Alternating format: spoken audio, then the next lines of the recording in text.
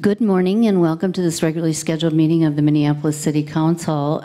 Before our council meeting, at times we have the opportunity to recognize special events, special people, organizations within our community. And this morning, my colleague, Councilmember Landracano, was planning on introducing a resolution today, but she had a family medical emergency, and so she won't be joining us. So I'm going to read the resolution honoring and declaring Haiti Flag Day. And we did this a year ago for the first time and said that we would do this annually. So I'm going to read this resolution and introduce a member of the Haitian community in Minneapolis. So this is a resolution, the Minneapolis City Council declaring Haitian Flag Day. And if I murder any words, you'll have to help me. Whereas in 1492, the indigenous Taino people discovered Christopher Columbus off the coast of what was known then as, and now as Haiti, or IT, a name deriving from the Arawak language, and one which was restored after independence was won from the French. And whereas after a painful history of indigenous genocide and cruel exploitation of the labor of enslaved African peoples on the vast sugar and coffee plantations that transferred significant wealth to European colonial powers, Haiti became the only nation in the Western Hemisphere to defeat 3 European empires and remains the only nation in the world established as the result of a successful revolutionary uprising of enslaved African people. And whereas hundreds of Haitians have made the Twin Cities their home, often as refugees, and this civically engaged community is a unique part of the diversity of Minneapolis, contributing to our vibrant arts, musical scene, and local business community. And whereas when Haiti was hit with a devastating earthquake in 2010, the Haitian diaspora community in Minneapolis and around the world took action, gathering resources and supplies to send home, and the local Haitian community created the nonprofit Haitian Community of Minnesota to align efforts for the earthquake relief and have continued to provide services to local Haitian families throughout this organization. And whereas the nation of Haiti and Haitian people all over the world celebrate Haitian Flag Day each year on May 18th, which commemorates the adoption of a flag at the 1803 Arcahaye Conference and provides an opportunity for the Haitian community to come together and celebrate and share their history and culture. And now, therefore, be it resolved by the City Council of the City of Minneapolis that May 18th will be recognized as Haitian Flag Day in Minneapolis. And so we have a spokesman from the Haitian community who would like to say a few words. And introduce yourself, please. Good morning. My name is Rose Colleen Badamasi. And I'm the founder of the Haitian community of Minnesota and the president. So I'd like to say thank you to everyone that here, especially my brother and sister, and the council, Aisha, and everyone that involved and to make today the day that I was waiting for the resolution to be every year. And then we are a nation like every nation. We have a flag like everybody else, so we want our flag day to be legally, like we can celebrate, like when we celebrate the July 4th and stuff. So, and thank you to our ancestors, our people who fight for our rights to get the flag. So thank you to all of you, and thank you. And I want to send a message to all the Haitians that here, we're a small group here, and for us to stay united, because I think in the flag that I didn't have to me, it's a united is power. So once we unite, we can do a lot together in peace. So thank you for everybody that unite today, and then to help us to have that day, and then to represent us and Minneapolis. Thank you. Thank you, everyone. Thank you so much. Thank you. All right, Councilmember Glidden.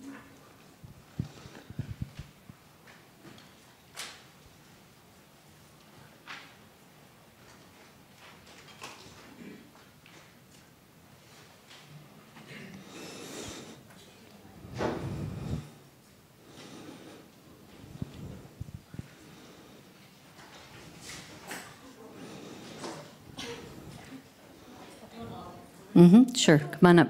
Oh, you take a picture. All right. Okay, I'm going to turn this over. We have another resolution. I'm going to turn this over to my colleague, Councilmember Glidden, Council Vice President Glidden, and I think I forgot to introduce myself in the beginning. My name is Barbara Johnson, and I'm President of the City Council. Thank you very much. We have a resolution here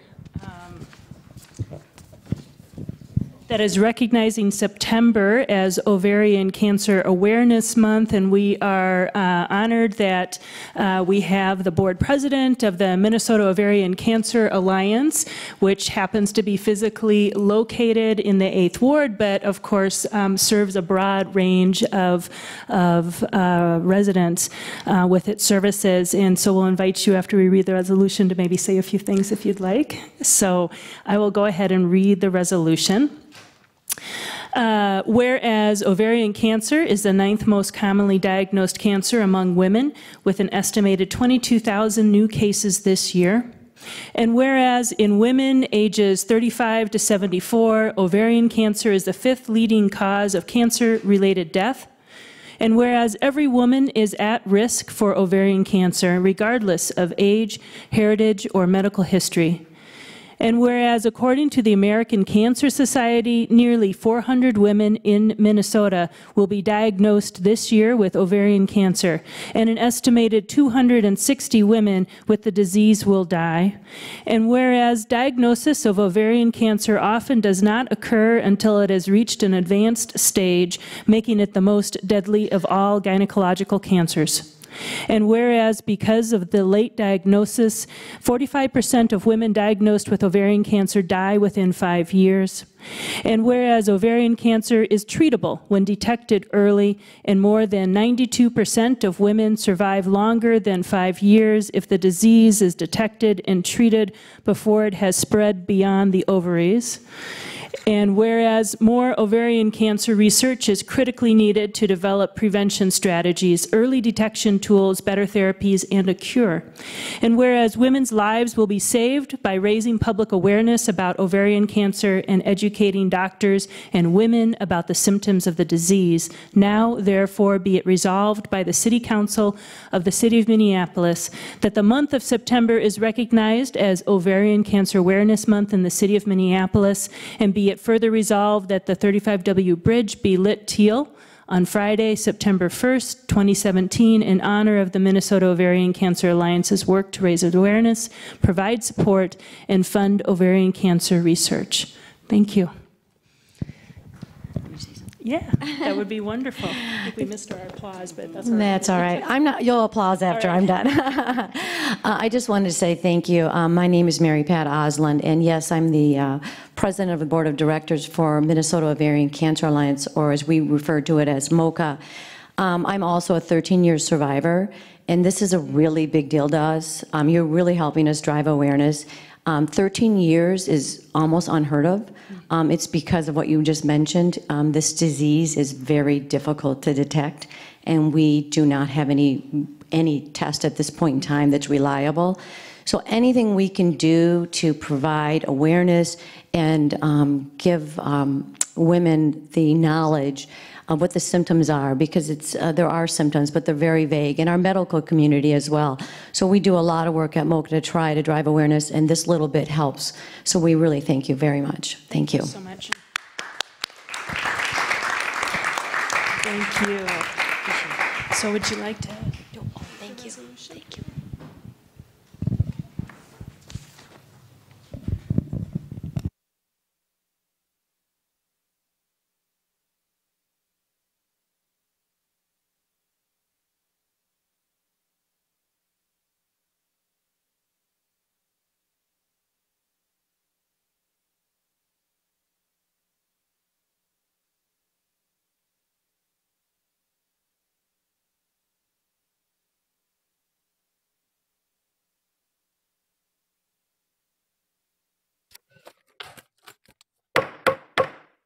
I'm going to call this regularly scheduled meeting in the Minneapolis City Council to order. Clerk, call the roll. Councilmember Gordon. Here. Cano is absent. Reich. Here. Bender is absent. Glidden. Here. Yang. Here. Johnson. Here. Quincy. Here. Warsami is absent. Goodman. Present. Fry. Here. Palmisano. Present. President Johnson. Here. There are 10 members present. We have a quorum present. Councilmember Cano is home with a family medical emergency, and Councilmember Bender is on city business. And I'm sorry, who else are we? Councilmember Warsami is out of the room right now. Oh, but he's here. I saw him. Okay. All right. We have a quorum of council members present. And so the next item on our agenda is adoption of the agenda. And we have a couple additions to the agenda. Councilmember Cano has an amendment that I will be presenting to recognize the Haitian Flag Day. So that is in front of you. We read it before the council meeting. Is there a second? Second. Moved and seconded. Any discussion? Seeing none, all in approval say aye. Aye. Opposed? That carries. Councilmember Quincy has a motion to amend the agenda to include under the order of introduction and referral calendar an additional ordinance introduction relating to the unclaimed property ordinance. So moved. Okay, that Second, excuse me. moved and seconded. Any discussion? Seeing none, all in approval say aye. Aye. Opposed? That carries. And next, we have a motion by myself, to amend the agenda to include under the order of adjournment the litigation matter of Johnson versus the City of Minneapolis et al. Is there a second on that? Second. Moved and seconded. Any discussion? Seeing none, all in approval say aye. Aye. Opposed? That carries. Any further additions to the agenda?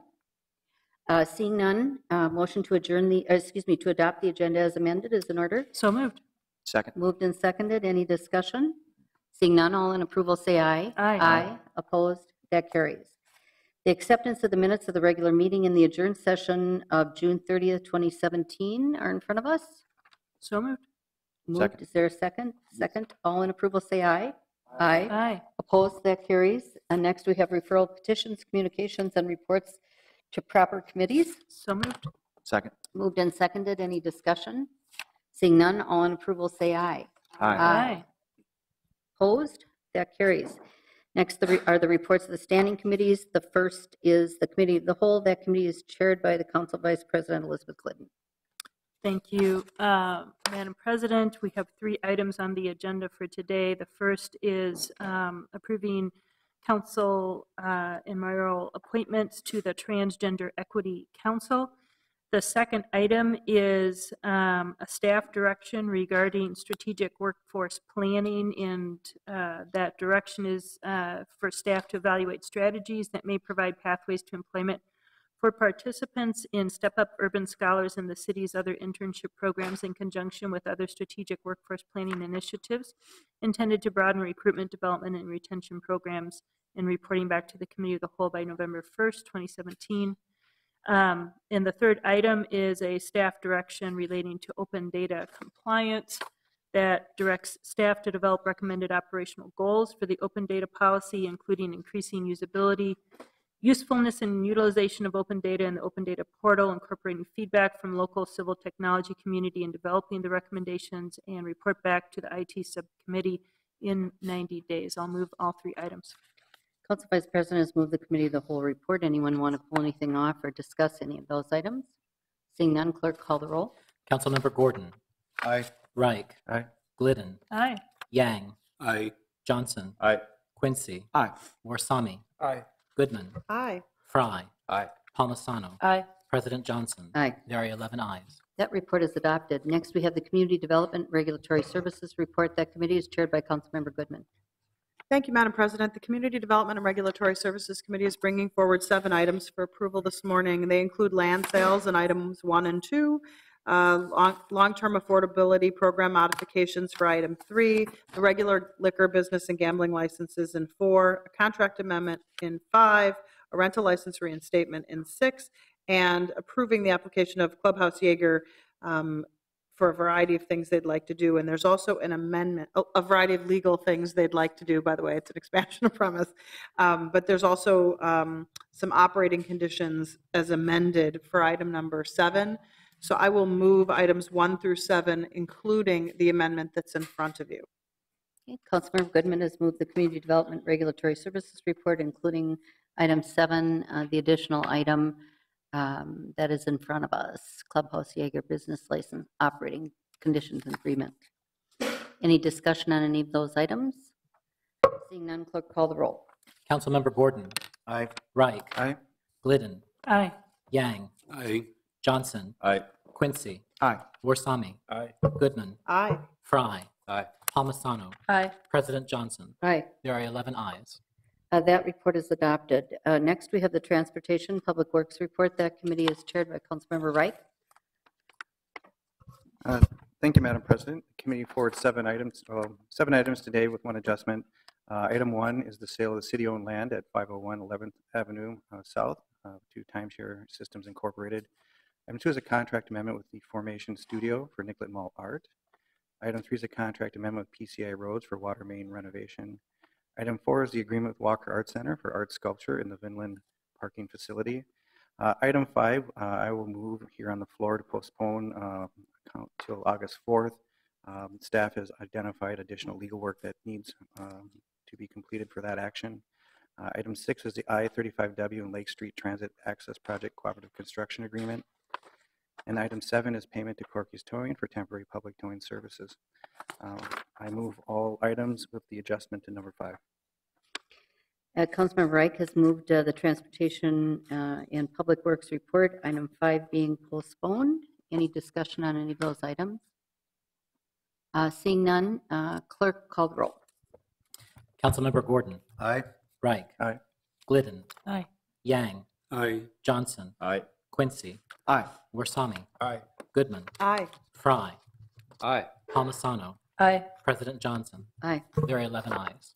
That report is adopted. Next, we have the Ways and Means Committee report. That committee is chaired by Councilmember Quincy.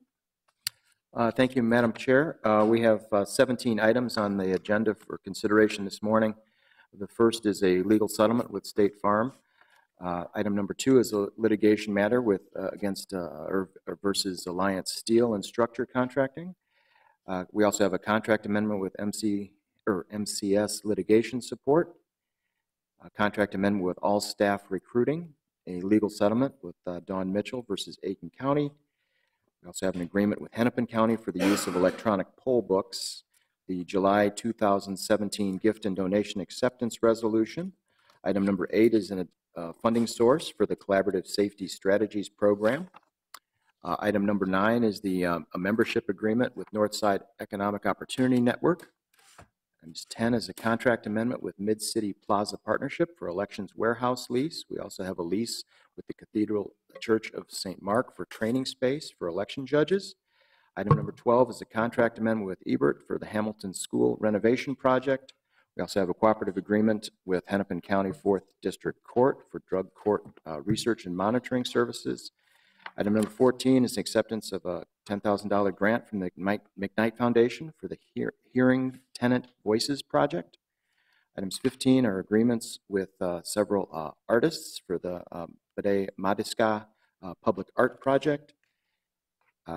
Item number 16 is the separation of employment agreement, and the final item is a legal settlement versus the City of Minneapolis versus Ahmed McGill. So I'd like to move all 17 items for approval. Councilmember Quincy has moved the Ways and Means report. Any discussion on any of those items?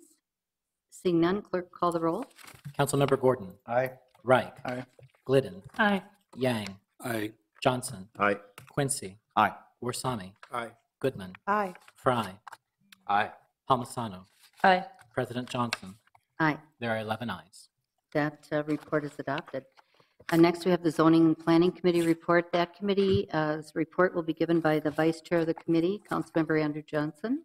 Thank you, Madam Chair. Today we bring 12 items forward. Our first is a conditional use permit. Second is a conditional use permit.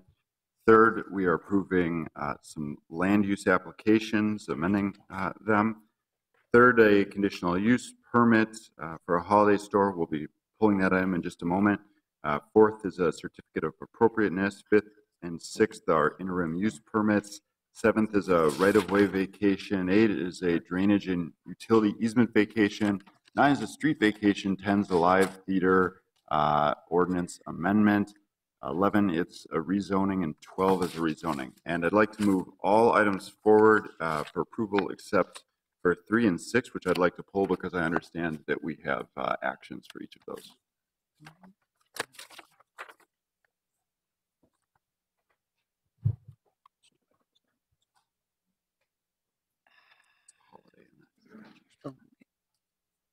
I'm sorry, 3 and 6, all items except 3 and 6. Councilmember Johnson? Yes, that's correct. Okay, thank you.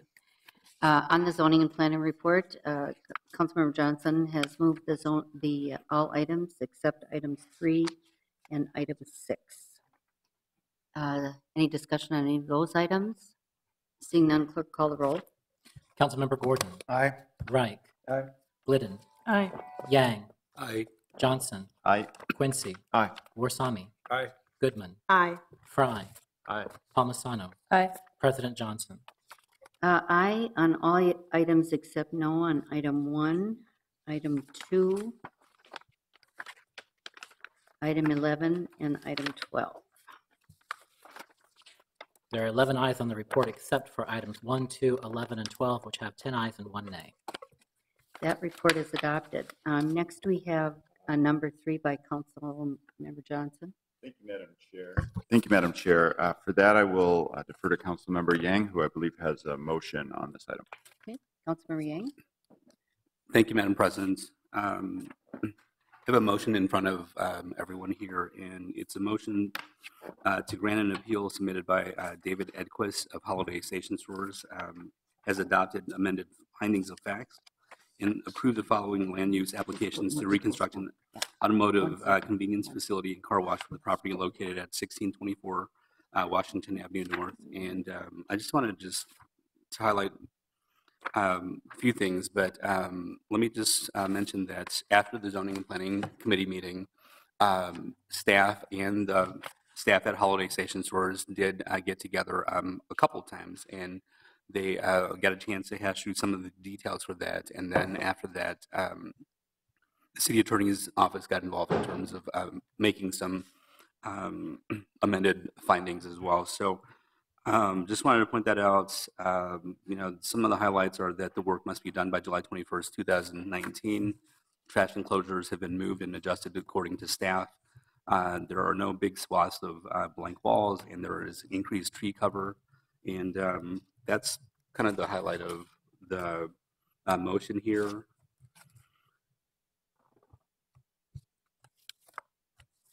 Okay. And if I may speak on it really quickly. Okay, why don't you go ahead and speak? Yep. So this holiday station is a station that used to be the old Colony station. You know, if you drive on Highway 94 and get off on West Broadway, the exit, you see this beehive, and it was iconic for a long time. But after years, it got to be sort of a blight, if I can call it that. And it was, in some ways, fortunate that Holiday purchased this site, and they're putting a lot of investment into this site. And I want to thank planning staff for doing a lot of the hard work in terms of getting this to where it needs to get to. And I don't do this lightly, but I think that with regards to this, this new building and this new site will be a lot better than what we had before. And what's interesting about this site is just that the neighbors right in back of them, Lunchroom, and the neighbors right next to them, Token Media, and also the neighborhood group and the West Broadway Business and Area Coalition are in support of this. And I ask my colleagues to approve this and to grant the appeal. Thank you. Any further discussion on item 3, zoning and planning item 3? Seeing none, clerk call the roll. Councilmember Gordon. Aye. Reich. Aye. Glidden. Aye. Yang. Aye. Johnson. Aye. Quincy. Aye. Warsami. Aye. Goodman. Aye. Fry. Aye. Palmisano. Aye. President Johnson. Aye. There are 11 ayes. That item is adopted. On item 6, Councilmember Johnson. Thank you, Madam Chair. Thank you, Madam Chair. It's my understanding with item number 6 that the interested parties are still working on this, so I'd like to move to postpone this by 1 cycle. Councilmember Johnson has moved to postpone item 6. Any discussion? Seeing none, can we just take a voice vote on all in approval, say aye. Aye. Opposed, that carries. With that, we dispense with the Zoning and Planning Committee report. Next, we have the notice of ordinance introductions. The first is Councilmember Goodman gives notice of intent to introduce at the next regular meeting of the City Council the subject matter of an ordinance amending the code relating to administrative enforcement and hearing process, adjusting the appeal deadline provided in section 2.80. That notice is given. We have Councilmember Fry giving notice to introduce at the next regular meeting of the City Council the subject matter of an ordinance amending the code relating to the zoning code, amending regulations related to parking garages. That notice is given.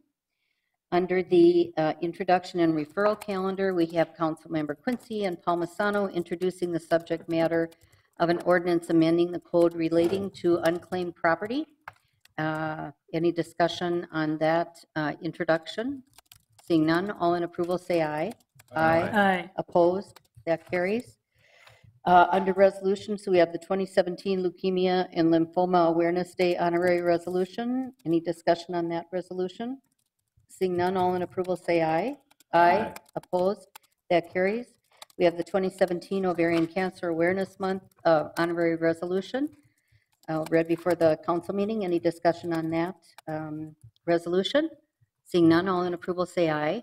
Aye. Opposed? That carries. We have the University of Minnesota Foundation Honorary Resolution. Any discussion on that resolution? Seeing none, all in approval say aye. Aye. Opposed? That carries. And we have the Haitian flag motion, resolution, excuse me. Declaring National Haitian Flag Day. Any discussion on that resolution read before the council meeting? Seeing none, all in approval say aye. Aye. Opposed? That carries. Next are announcements, and Councilmember Palmisano would like to speak. Thank you, Madam Chair. I feel the need to say something about the officer-involved shooting in my ward last Saturday night. It's been 130 hours since Justine Damon, one of my constituents and a really beloved member of our community, died from a bullet shot by one of our city employees, a Minneapolis police officer. I want to take a moment to reflect on this and add to the public conversation some of the things I've been hearing from constituents in the 13th Ward. A few short weeks ago, I stood in the backyard of a constituent. I took a series of questions from those gathered. In the midst of the Yanez trial, one of my constituents asked, "What can you do to make sure an incident like the Philando Castile police shooting doesn't happen in Minneapolis?" My response was that Philando could very well have been killed in Minneapolis. I also said that, simply put, I couldn't promise that it could never happen in our city, though went into all of the things we've been doing to advance our police training. Well, a few weeks later, it did happen, just a few short blocks from where we stood that day. Yesterday, our police chief said that based on what we know, that Justine Damon should not have died. So essentially, with a few obligatory asterisks, a few caveats, we have all but admitted that even with what little we know from the Bureau of Criminal Apprehension, that one of our police officers killed one of my constituents. And it was when she was calling for help. Also yesterday, my neighbors held a vigil and a march to honor Justine. In attendance was Valerie Castile, the mother of Philando Castile. It was clearly acknowledged last night by everyone in attendance that Justine's death was not an isolated event. It was beautiful to see our whole city standing up and together in solidarity. This is who we are. It's also another of a string of things that have happened the last few years in our city, in our Twin Cities region, and around the nation. We should also acknowledge that these incidents, these days euphemistically called officer-involved shootings, didn't just start 3 or 4 years ago. This has been happening in our city since its founding. My constituents are not treating this as a single isolated incident. Justine's family and all of her neighbors clearly understand how all of these events are related. And so we mourn. We release statements, we have press conferences, we give interviews, we post emotional statements on social media. But it is not enough. Rallies and vigils and marches, while helpful, are not enough. Saying we are communicating when we really have very little to actually say is really not enough. Heartfelt prayers and statements of support, They're important, and I can share directly that Justine's fiance and family are feeling them. But we all know that this is not enough. Body cameras are not enough. None of this will turn back the clock and bring back Justine, or Philando Castile, or Jamar Clark. So where do we go from here? I think we need to fundamentally change the way police operate in our city, and if this means a change in police leadership or a change in management structure, then so be it, because we have a systemic problem. We are not setting up officers that come into this line of work with the best of intentions for success. We need to completely rethink how police are trained in the use of force, because it's too often a disproportionate response to the actual danger that they face. Our police have an incredibly difficult job to do, but everyone must feel safe calling 911 for help. People should not fear for their own safety when they call to ask for help or for help for a neighbor in need. People calling the police should not fear for the safety of their family or their pets, or fear they might get deported if they ask for help. Our entire public safety system in this country is dependent on this, and right now I am hearing from too many people that trust in our system as a country is not there. This must change. I'm done with damage control and crisis management, and day by day I'm moving beyond sadness and I am angry. My constituents are angry, and now is the time to turn emotion into action. So I will be pushing for fundamental changes in our police department from top to bottom, and I ask you as my colleagues to join in these efforts. If the current state laws can't get guilty verdicts when police kill our citizens, we need new laws. When police are using their guns in a destructive manner, we must rethink our use of force policies. Yes, we must revamp our body camera policies and technology, not just so we have recordings of these incidents, but so the cameras themselves act as a deterrent and can build trust in our community. And I get this requires state law change, and I get that it requires operating procedures that only the mayor and the chief can change, and I get that it involves audit, which I chair in this city, and we need to do more of all over. But we must seriously consider whether we need a change of leadership in our police department. So in the future, when someone asks you or me, as they did a few weeks ago, if this will ever happen again, I want to say we are doing everything we can to prevent it, and anything less is unacceptable. The time for talk is done. It's time for action. Thank you for letting me take a few minutes. Any further announcements? Councilmember Fry. Thank you, Madam President. I don't know that I can say it as well as Councilmember Palmisano did. I think you hit the nail on the head. I think the vigils and the community gatherings and the support and prayers are wonderful and essential, and are certainly uplifting to the community in the 13th Ward. But we've reached the point where I think it's time to be angry, and it's the time for action. And when we talk about an individual that was shot following a 911 call with no evidence whatsoever, either visual or otherwise, on body cameras, I think we have to recognize we have a problem. And in my mind, there should be a rebuttable presumption of misconduct. If a body camera is failed to get, is not turned on, and then an incident happens, we can create that rebuttable presumption, certainly of misconduct, and at the state legislature, we can create a rebuttable presumption of illegality. Additionally, and this is also at the state level, I think we need to be looking at how the lack of a reasonable person defense functions. Right now, if any of us up here are going to claim self-defense, we have to show that we were acting as the reasonable person would have under same or similar circumstances. In other words, we have to show that under the circumstances, it was reasonable to hit or hurt or punch somebody in self-defense. However, that reasonable person defense is not the same for officers.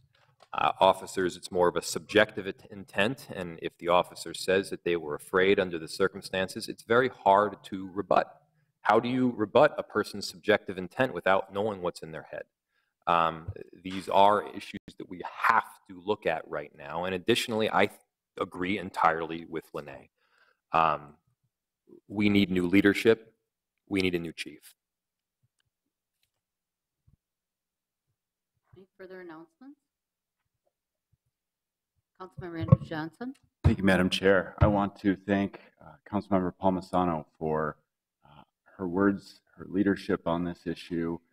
I absolutely agree with you on this, and know that you have my support, and I look forward to working with you and pushing for these changes. Residents after this are really reflecting. I heard from a lot of people who said they no longer feel safe to call 911, and they're going to second guess in situations where they're witnesses or they're hearing something wrong, and we want them to reach out. We want them to be our eyes and ears on the streets when it comes to public safety. And I think we have seen an undermining of police work and public safety across our city by the questions, the doubts that are now raised in residents far and wide over what they felt previously was something completely safe, that they would never second guess or question. The other issue that I've suggested and I wanted to raise is that I personally believe that we should have greater oversight of the police department. That right now it is just the mayor as our only civilian leader overseeing the police department, and that we literally have more oversight of potholes than we do our own police. I think that's wrong. I think that needs to change. I think we can strike the right balance where we can all be team players and step up and assist when it comes to approving police policies, providing direction, and working closer with the police department on an actual direct authority basis rather than just simply putting in requests for information or in some cases even begging for change to occur. Finally, I think we need to embrace the technology that's out there. I would support immediately rolling out the technology where when officers pull out their guns, cameras within 30 feet, body cameras begin to roll. My understanding is that this is a technology that costs about $100 an officer. We're talking about a little more than $60,000 to ensure that our entire force, anytime they pull out their gun, we have cameras on and rolling. So I think that's an important aspect we need as well. The technology exists today for always on or near always on body cameras. We need to embrace that, a policy where the only time an officer is really turning off their body camera is either in a private, personal situation on their own that's outside of being out in the field, or when they're in somebody's home or in a sensitive situation where there is a request for that body camera to be turned off. So I would encourage our chief and our mayor, in the meantime, until we have more oversight and authority over policy, to embrace that and to roll out a policy that reflects that, and where we have that camera always going as well. Thank you. Any further announcements? Seeing none, a motion to adjourn is in order, and it's a motion to adjourn to 3:15 for the purposes of discussing litigation matters. Second. Moved and seconded. All in approval, say aye. Aye. Opposed? That carries. We are adjourned. 3:15.